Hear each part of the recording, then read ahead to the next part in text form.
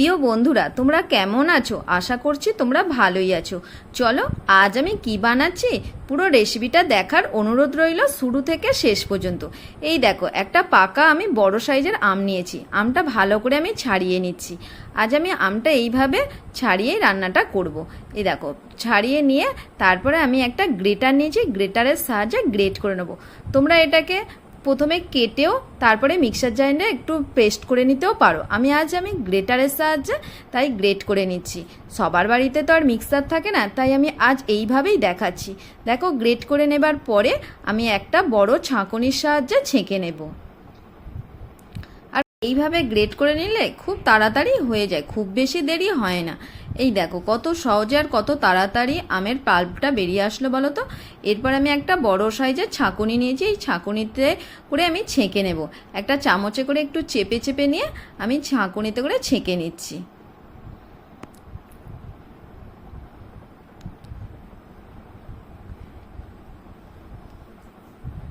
এই ওপরের এই চিবেগুলো আমি নেব না। ভেতরের যে বাটিটার মধ্যে যে আমের পাল্পটা পড়ছে সেটা দিয়ে আজ আমি বানাবো। আর কি বানাচ্ছি জানো? আজ আমি বানাচ্ছি আমের ফুরুলি। দারুণ খেতে লাগে, তোমরাও একবার বাড়িতে তৈরি করবে, তোমাদেরও খেতে খুবই ভালো লাগবে।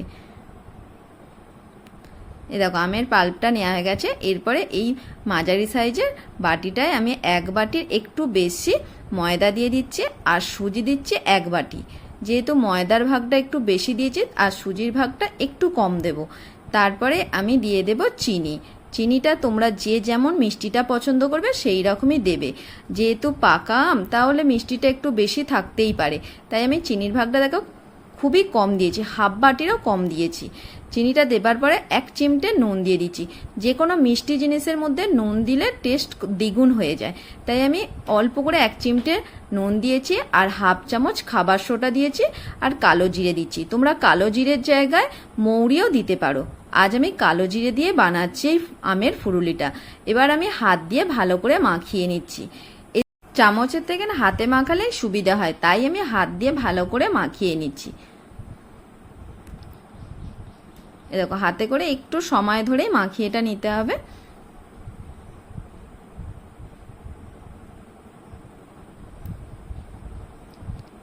আর একটু চাপা দিয়ে 5 মিনিটের জন্য রেখে দেব।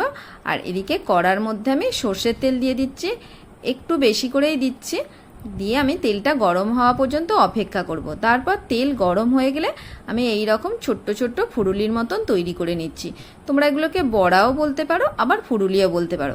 আমি এখানে ফুরুলি বলি, আমরা সবাই ফুরুলি বলে থাকি, তাই আমি ফুরুলি বলছি। তোমরা এগুলোকে বড়াও বলতে পারো।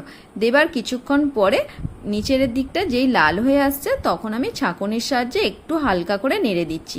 নেড়ে চেড়ে আবার ভালো করে যখন লাল লাল হয়ে আসবে তখন আমি তুলে নেব। দেখো তো, দেখতে যেমন সুন্দর লাগছে না, খেতে দ্বিগুণ লাগে। তোমরা একবার বাড়িতে বানিয়ে দেখবে, তোমাদেরও খুবই ভালো লাগবে। আমরা তো তালের ফুরুলি খেয়েছি, আমের তো ফুরুলি আমরা খাইনি, তাই আজ আমি তোমাদের আমের ফুরুলি করে দেখাচ্ছি। অবশ্যই বাড়িতে একবার তৈরি করবে। যদি ভালো লাগে তাহলে তোমরা একটা লাইক কমেন্ট অবশ্যই করো।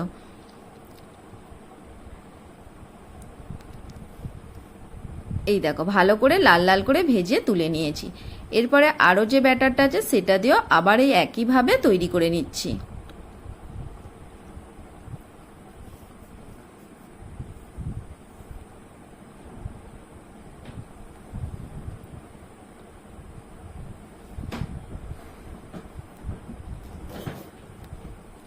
এই দেখো, আবার আমি লাল লাল করে ভেজে তারপরেই আমি তুলে নিচ্ছি।